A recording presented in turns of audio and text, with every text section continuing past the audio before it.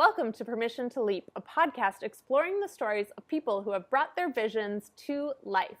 Each week, I speak to an inspiring guest and navigate the process they took to take the leap in their own lives, from the day that they first committed to the day they landed on the other side. Permission to Leap is the spark that will push you to believe in your dreams again and make them a reality. Today's guest is Lamar Legend. Lamar is a native New Yorker, has written and adapted several plays, produced, directed, and starred in over 50 theatrical works in 4 U.S. cities, as well as abroad in Tuscany, Rome, Milan, Prague, and Mexico.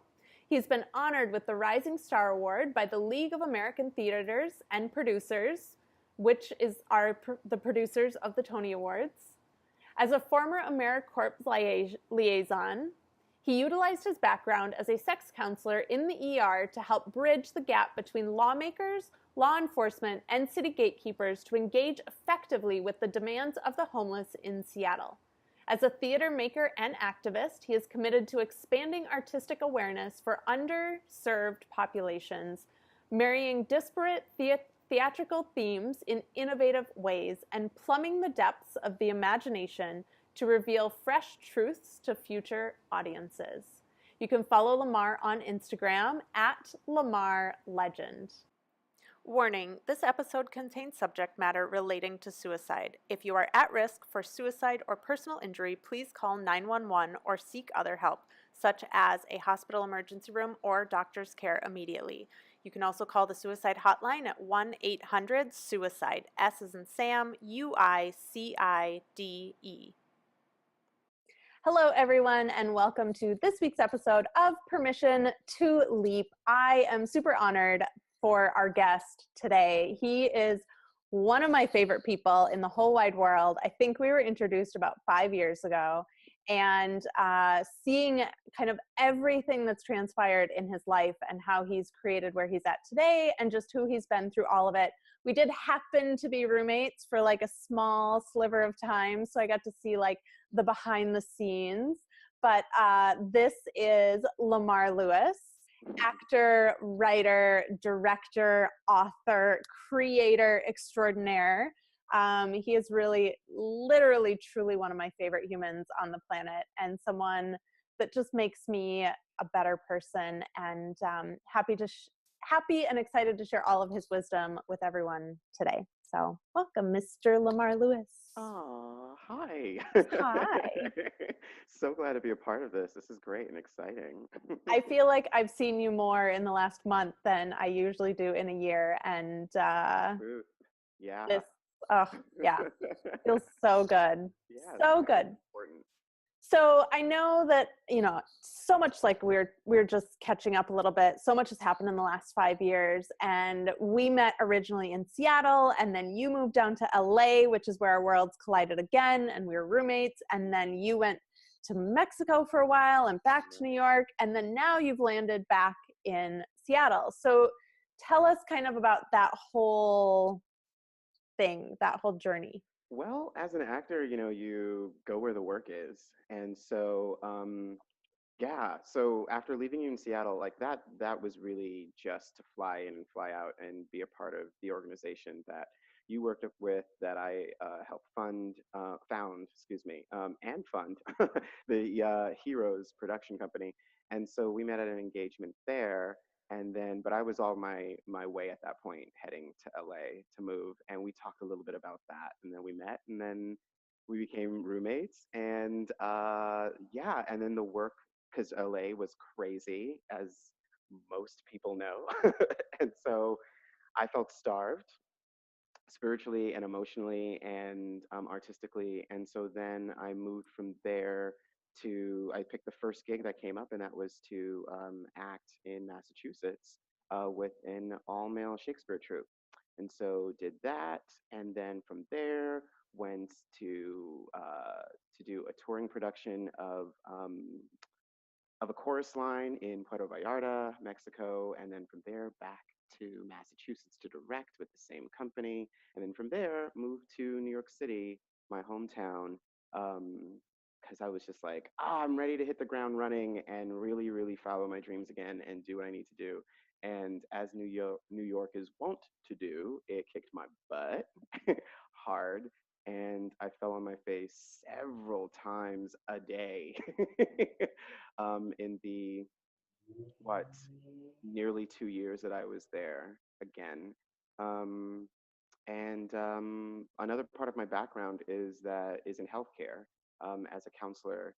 And so I worked with a research organization that actually initially hired me as a performer um, to do one of their videos to help launch their research projects and stuff.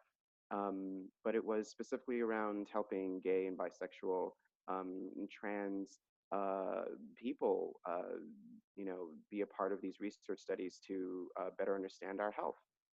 And yeah, so I got a lovely administration job with them, being a fellow researcher, and it ended up being a very toxic environment. How can I say this? It was like Mad Men, but gay. Just, well, I'll leave it at that. So I want to touch on this quickly because I know this is something that you went through in LA too, because when you were here, you had a retail job. And Mm, so as creatives and as entrepreneurs and, people that are developing a personal brand, this is one of the hardest things, right? Is to yeah. have like a day job or an administrative retail, whatever job, and also be in your craft. And Hmm. I'm like, so I would love for you to touch on that a little bit. And do you feel like that's part of what left you so spiritually dry in LA, and then also part of what contributed to like falling on your face so much in New York? Absolutely. It's supposed to be, your day job is supposed to help supplement and fund your creative side and your art. It's supposed to be a supportive tool, but purely on a practical basis.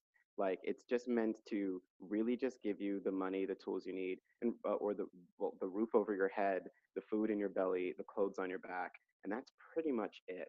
And when they start demanding way more of your time, energy, focus, attention, spirituality, and just all of your energy, um, then you're not putting all of that goodness into what you're here and meant to do. And I was not having it. It's always draining, and so just couldn't handle that. Have you ever been at a place where you were able to balance both? That's a great question. Um, no, I would say there are moments when I was at a difficult place with my artistic self. Um, and when I say that, what I really mean is not living in my power, doubting it, and not really wearing the crown upon my head and doing the work I was meant to do. And whenever I was in that kind of a place, it was easier to distract myself with my day job. Mm. Um, it didn't make it better. I was still in a place of lack uh, and well, lack in all sense of the word, but it just wasn't as much of a problem then because I needed it to fill that void, which it could never ever fill. Yeah. That is one thing I meant to say in my introduction earlier, that Lamar is an absolute king. I forgot that introduction, so apologies. Never, never, But now that we've cleared that up, never. um, all right. So then take us back to New York. So you're falling on your face. You're in this like day job that's trying Yeah, to supplement your art, but you're yeah. feeling, dried and discouraged from being creative again. Then Mhm. what? Well, like there were a series of really huge setbacks artistically.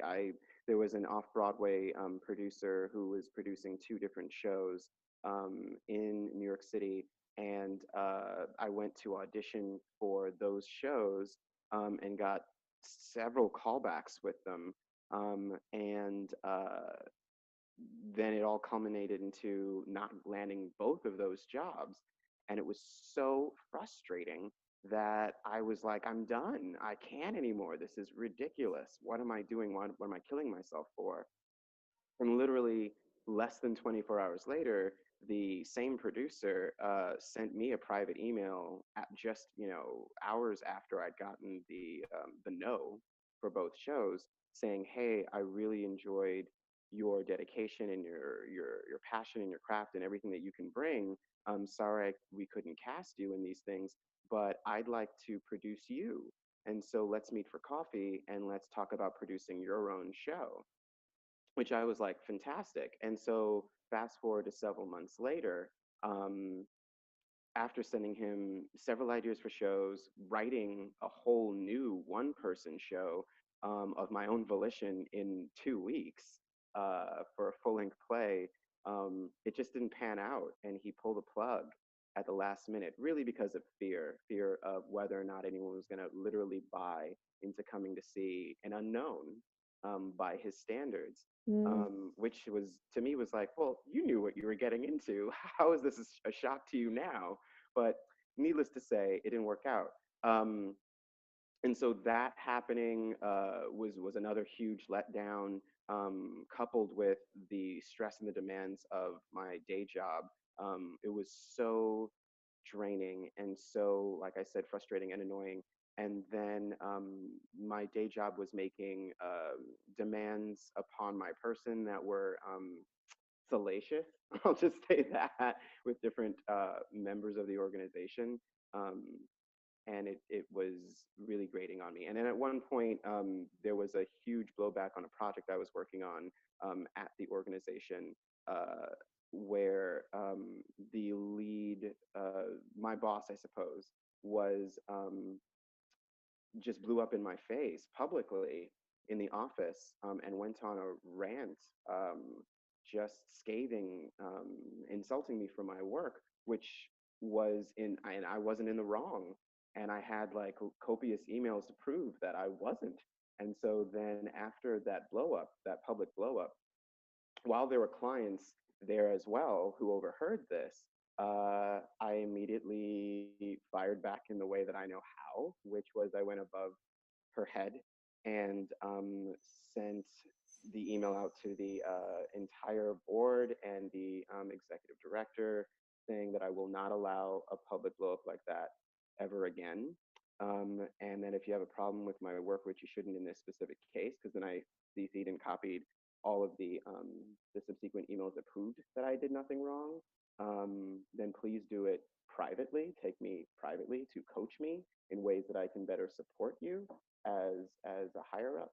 And immediately she was given um, a talking to about it. But it still left me. I remember coming home feeling extremely emotionally like bothered by the whole thing, and I did something I'd never done before, which was I laid down on my kitchen floor, uh, face up, just staring at the ceiling, just completely open to the sky and the elements, and my heart just pounding in my chest, being like, "What is going on?"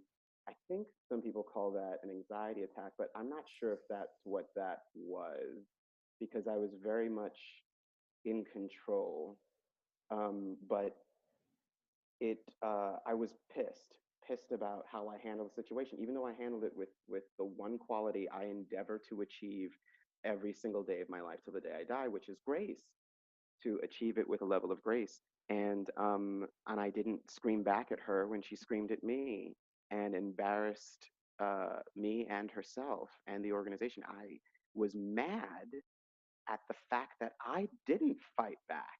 Although I did, I didn't scream. I've never been someone who is a yeller and a screamer, because I think it's tacky, to say the very least. Um, and it doesn't, up until that point, it just didn't seem to, it's not productive. Like, what is a gain, um, other than fear, from the person on the receiving end. And I didn't like that it made me appear small in front of people when I knew how big I really actually am. And even though I've heard from people who were like, wow, you handled that so well, I would have done this, I would have been violent, or I would have run, or I would have done any number of things. You stood your ground and you remained calm, and so on and so forth. And I was just like, yeah, you're right. But why do I feel like I lost that whole thing?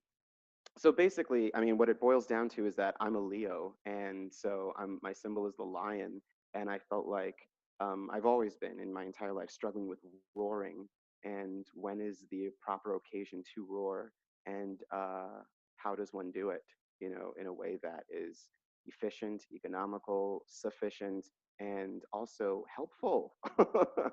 And in what instance is it helpful? And so that really yeah, I was just struck with that and didn't come up with an answer other than like I did the right thing, but I don't feel like I did the right thing. What's the big deal? Anyhow, um, bringing this up to a close friend of mine, she said, "Well, I don't have the answer for that, but here's what I can recommend." I went on a 10-day meditation retreat, and where they practice noble silence and they teach you a whole new technique of meditation, and they take your phone, or rather you give up your phone, and yeah, you sit in silence. So I love this because you just said that like you didn't roar in that moment Right. and you were upset that you didn't roar. So what do? You go into complete fucking silence for 10 days. Oh God, You're looking back a on that, Leo and you that need to roar. So you right. just turn everything off. Yeah, doesn't that sound counterproductive? I think what I wanted to hear was my own self, my own voice in a way that was unfiltered and without the noise and the Mm. roar of New York City and everyone else. Um, and so I needed to get away to do that. And it was, oh God, it brought me to my core. There were a few different revelations. There were three revelations. The first was definitely battling my ego. It was so narcissistic. And that happened within on the third day, where I just realized, oh, this is way harder than I thought. Um, and I can be a stickler for a lot of things, but I can be a stickler for order and rules and following them. And I found that a lot of the men that I was sequestered to, because they split the genders. And in this specific one, it was a new center for this organization, or rather for this meditation retreat.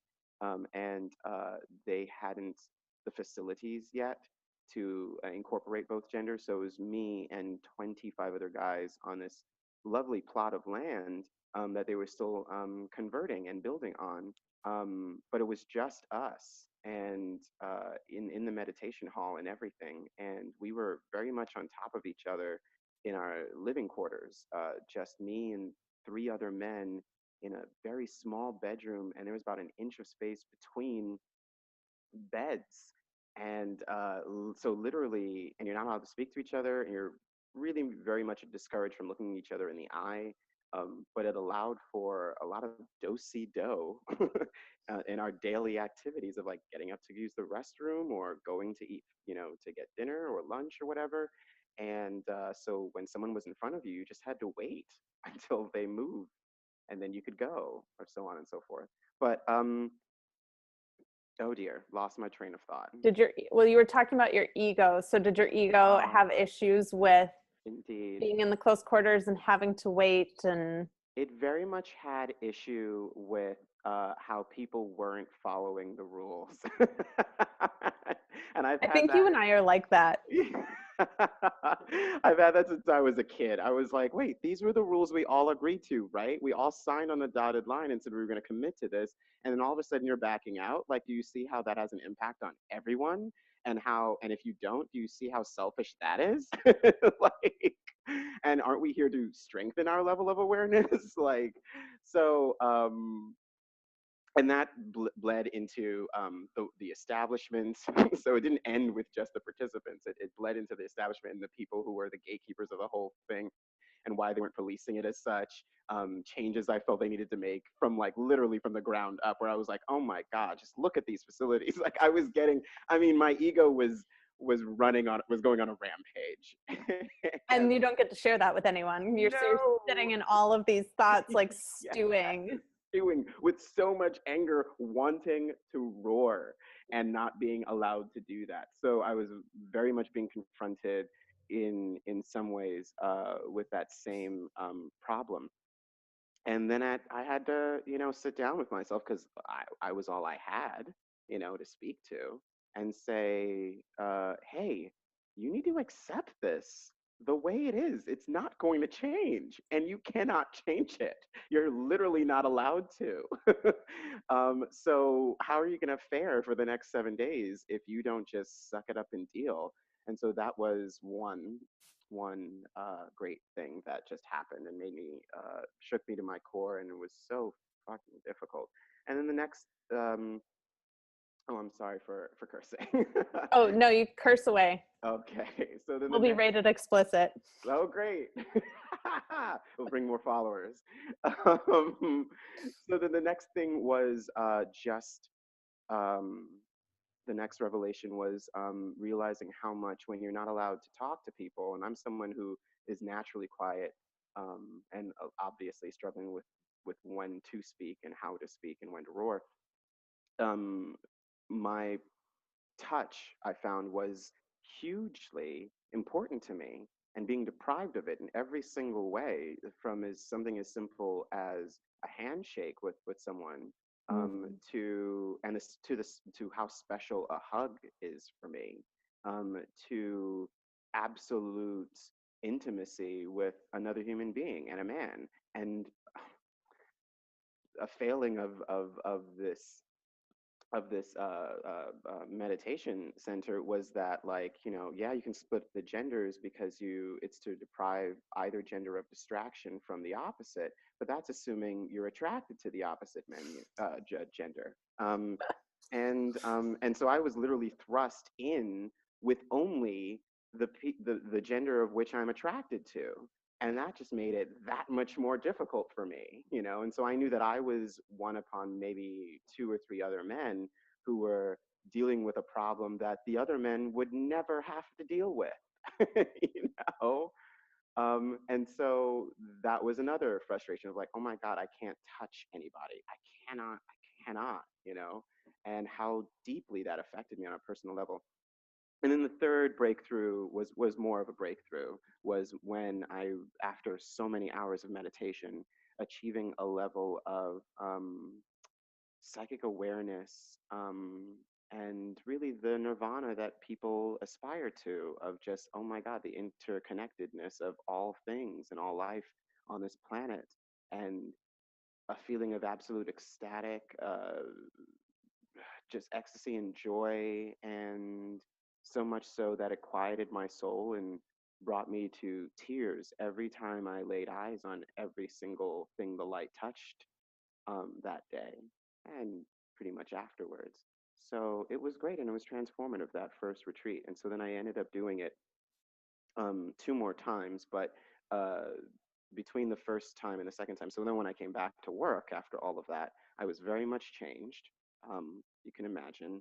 And I realized I needed to get my house, my kingdom in order, and realized that I wasn't going to allow myself to stay at this job any longer than I needed to. And so I started to put down the steps and tools to transition out as quickly as possible.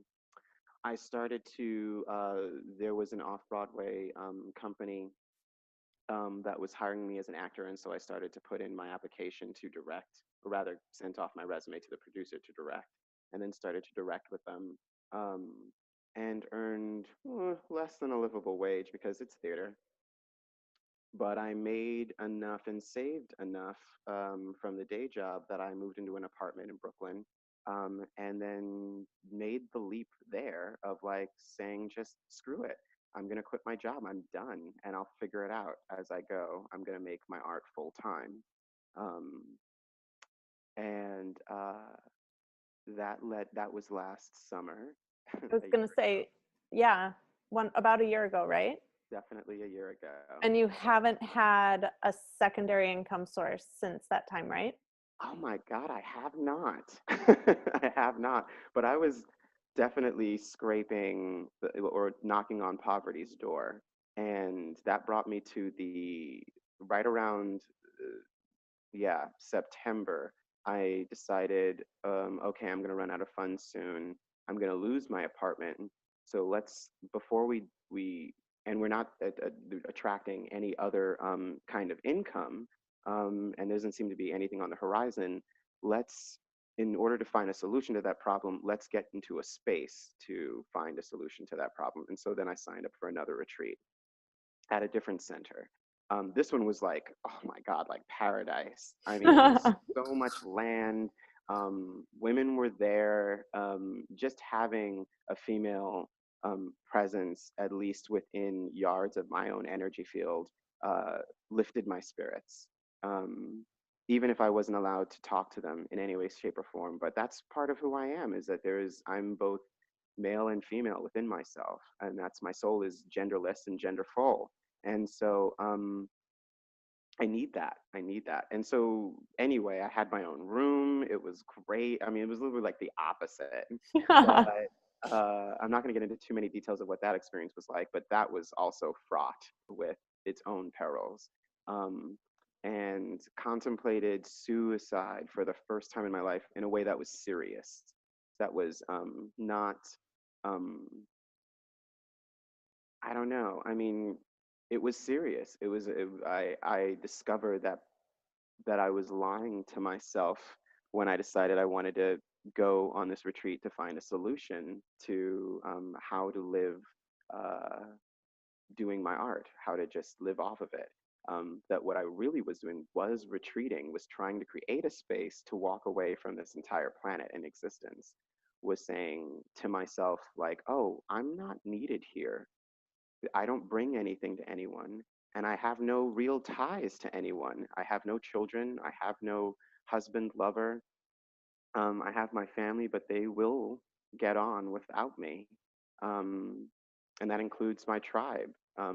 I didn't see a devastation in my absence. I saw um, kind of an awakening. I thought I would be doing everyone a benefit. And it wasn't that I saw that I was a terrible human being that was hurting people. Quite the opposite. I saw how I was connected and bringing so much joy to people's lives that I was trying to martyr myself.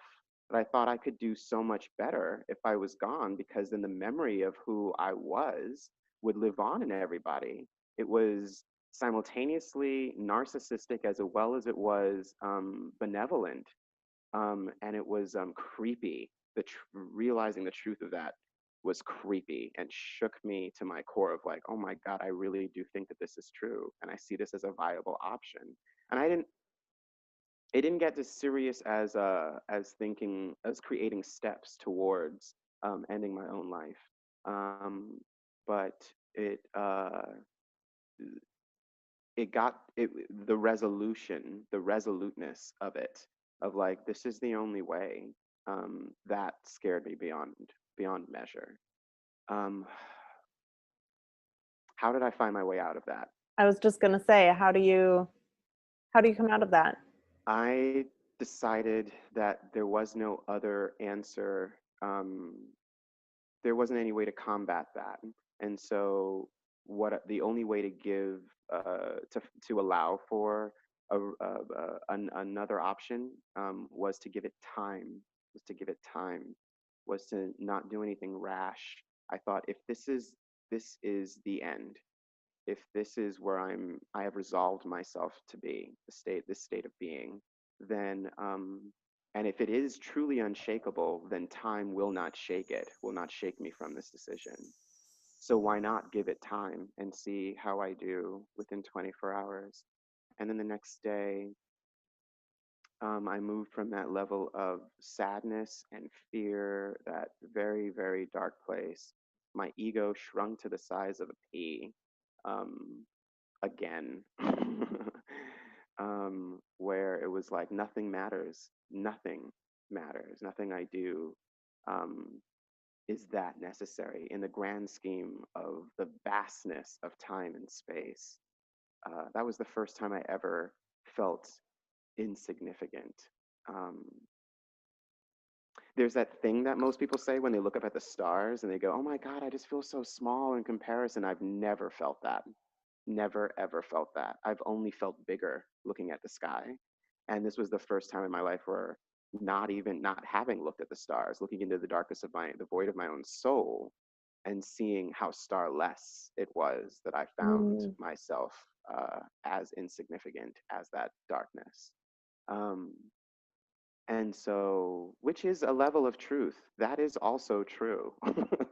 um, and then coming around 20, 24 hours later and saying to myself, all right, so if this is all there is, and there's really nothing you want, you no longer need to be a success in any way, shape, or form, what's important to you? And those were the voices of my angels. I know that for sure. And my higher power, my higher self. That was that conversation. I'm just like, we will do whatever you want to do now that you know who you truly are. And I said, well, what's important are the relationships I have and the work that I do. That's the only thing that's important for me, rather than thinking of it in the scope of what's important for everyone. And I think light bearers tend to run on that, in that trajectory of like, what's good for everybody, yeah. you know, and how can I live in my power that is truly magnanimous for all. And instead, this was the first time I looked at myself and was like, no, this is, what do you want for you? So perhaps a very selfish view, where I was just like, what do you want for you? If you're not truly going to put any stink upon the planet or really change the world, if that's no longer an issue and no longer important, if you're not here for a mission, then what do you want to do? And I was like, I just want to work the way that I like to work and do the work that I like to do. Um, and then be around the people whom I love. And with that said, my angels were like, sure, we'll make that happen. And right around the time, a good close friend of ours was getting married, and everyone was saying, you should come to her wedding. And I was like, I would love to, especially since a whole lot of our tribe were going to be there. And I And was saying, come be my date. yes, yes, you were.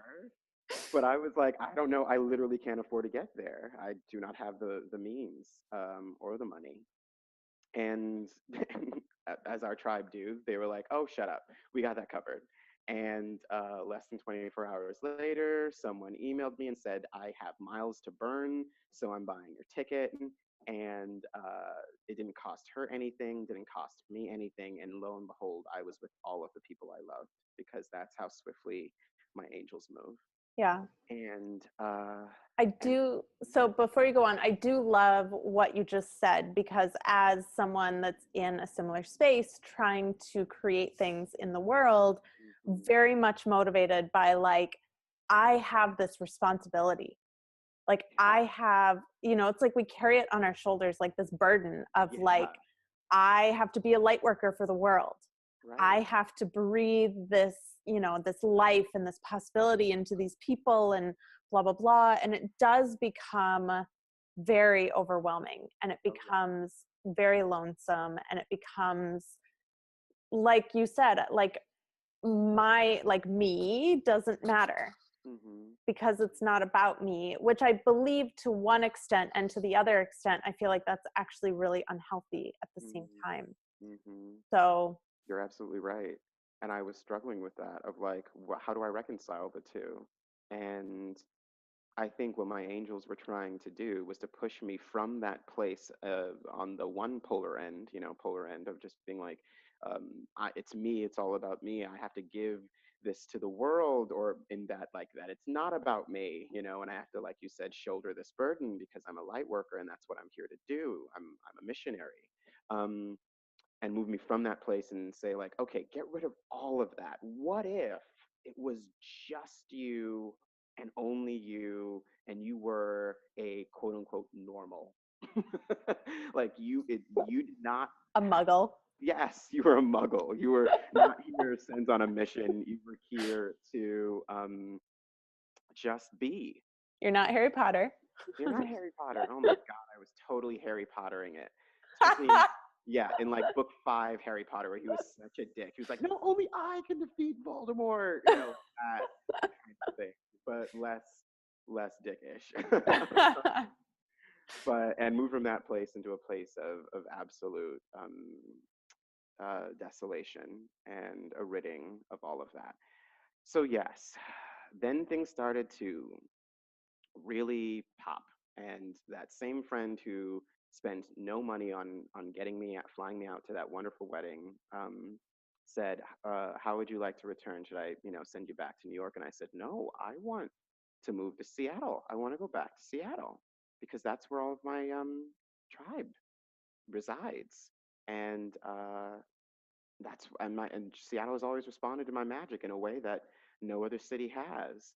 Um, and so I came back here, and within a week, I got my first commercial agent for the first time in my life. I mean, like within a week, who happened to be an old friend, who, in the 7 year absence of me being from Seattle, went from being a stage manager to the top agent at the top agency in Seattle. And that, which unbeknownst to me, and I got he signed me within a week, and I sent out an email to all of the top theaters in town, just really with the subject heading, African American actor from New York, because I know the business and I know my own worth and I knew the market upon which I was moving into, and that there was a dearth of African American actors. And I'd intended to exploit that like by exploiting myself and my talents. And I can now say, I guess, to fast forward through all of those things, I'm working all the time. I am, for the first time in my career, booked all the way through March of next year, and soon to be June of next year. So, and I'm being considered in terms, and that's as a performer, and as a director, I am being considered by one of the longest running theaters in town since the 90s, for the artistic director position, the head of a theater that I cannot actually say until they announce it. And so that's another thing, which means I'll be directing shows for them, um, probably for the rest of my life. I'll never lack for work anymore. I'm literally doing the thing that I've always wanted to do in the way I've always wanted to do it. I've got my own lovely, gorgeous home, It is. and So, and yeah, do you feel that shift was letting go of that like responsibility and that Harry Potterness and like do you feel like that's the shift that really has allowed you to come into this space that I know you have been craving for the last 5, for as long as I've known you and probably longer than that? the shift wasn't that. That was part of the shift. That was part of the journey. Just like me going on that second retreat and shifting into the shifting away from where I had been into that other place of being feeling like a muggle, so to speak, and being and living in that space and accepting that. The shift was once I had gotten back to Seattle and seeing how much it was responding to my wishes, my manifestations, my dreams and desires, in a way that was lightning quick. Um, was that shift was putting me back in the middle and finding that balance of like, yes, you are here to do good work, but stop thinking that it's one, all about you, and that two, that it's not about you, because it's both. It's both of those things. Like, what you need to do is just ride the wave of owning your power and then activating your power, and not thinking and doubting yourself and not doubting that it's selfish to do that, as well as thinking that, like, or just accepting that what you're doing is going to be good for everyone involved, just by virtue of you being you, that you're a good person and that you care about other people. That's really enough. That's just enough. And so you can, as frivolously as this sounds, you can just go home and, order an entire pizza and sit on your couch. And then all of a sudden, a friend will come up and, will come on over and join you. And then they'll sit and talk to you and they'll, divulge this shit that's going on in their lives. And you'll help them through it because that's what you do. And it won't rob you of anything, and then at the same time, you'll get a phone call that you got a job on top of that because of how you helped that friend. Like, it just, it's just one of those things that it's all interconnected and it's all a part of the flow. And all you need to do is just relax into it. And that's achieving grace. That's really what grace is just relaxing into the flow of it and being like, Yeah. oh, this is all good. I'm all good. It's all fine. I don't have to do anything. That was the problem with the way I was attacking really the situation in New York, my time in New York, is that I felt like I had to do these things. I felt like I had to run and hustle and scrimp and save and work hard and struggle and all of that stuff. And it's just like, no, it's not about that. That's also the energy of New York. What it was That's it true in too. Eat, I think, didn't we talk about this in Oh Eat, yeah, Pray, Love? They talk about how every city has one word. correct. And isn't New York's word is like achieve, right? I'm pretty sure it was achieve, and it's very similar to LA's word, which was oh, maybe it was goal. I have no idea, but they were. We could probably look it up, but they were very similar. And it is. At least with New York City, it. No, they both because I've lived in both. You've lived in both, or at least visited, and it does. It's a culture of that of achievement and striving and success. I think success is the word for LA. I think that's what it was. um Possibly, although there's a lot more, I feel the energy more of striving in LA mhm. and less of actually like landing. In New That's York, people like achieve. Here, correct. it's more of like a striving Oh with yeah, less of the landing. yeah, yeah. It's true in both. I don't know about you're right. I don't know about success, but there is a level of striving in both places. Absolutely. Yeah. uh and it I could just imagine that's kind of what fed that like need to absolutely. keep, Yep. attacking Yeah. your career and your desires and stuff. Yeah, and coupled with this inner knowing that I'm here to do good work, um, it just And the makes high achiever syndrome and and then the superhero complex. Oh my God, yeah, it was oof, a cornucopia of shit hitting the fan. It was only a matter of time. It was inevitable when I see it in retrospect, that I was going to hit that wall. But it's a good thing I survived it. I had to be broken down into nothing. I had to be completely shifted out of that place into the opposite extreme, of thinking that I was worthless and that there was no point to me and that I actually wasn't meant to be here to do anything. For me to find my happy medium, lo and behold, in Seattle, of that like really find the place where you fit, literally, figuratively speaking, as well, and then just ride that wave, ride that balance, and don't deviate from it. Well, you can't really. It'll feel so good yeah, that you'd really have to jump out of that kind of wave, in order for it to stop. You'd have to shift right out of it, and that would have to be a conscious decision on your part. And only people who are self-destructive and prone to that can and will do that kind of thing. But I'm not. I'm not. I've never really wanted to harm myself, until that one moment, but that was necessary in order for me to get to the place I'm at now. yeah. Beautiful. Well, thank you for sharing your journey with us. Sure, it's my I haven't pleasure. told you yet, but I'm coming back to house sit again in December. Oh So, my God! yeah, Yay! if you have a show up, Maggie and I have already talked about coming to see a show while we're in town. And if you have a I show love up, it. it's going to be one of yours. I'll be in a musical. So, Is it a Christmas themed musical? it is not. But You it'll know have me and my holiday Christmas. themes. Yes, yes. It'll have holiday themes. Yeah. Howl's Moving Castle. We're doing an adaptation. There's a theater here that's doing an adaptation of Howl's Moving Castle. And so I'll be in that and it'll be great and magical. Literally magical. Literally. I'll be there. Yay! So cool. Well, thank you for all your brilliance. Oh, I thank love and you. appreciate you. Tell people how they can find you if they want to connect with you more or follow your journey.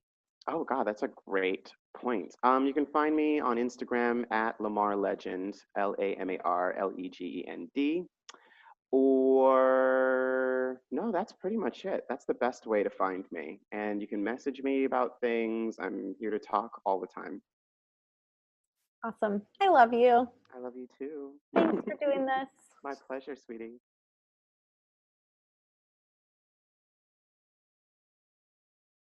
Thank you again for joining me for yet another fantastic episode of Permission to Leap. If you are looking to take your next big leap, be sure to check out my book that guides you through the 6 phases of the leap process at http://permissiontoleap.today.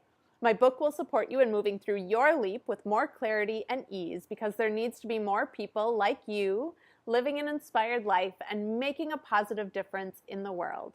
Much love today and always. I will catch you on the next episode of Permission to Leap.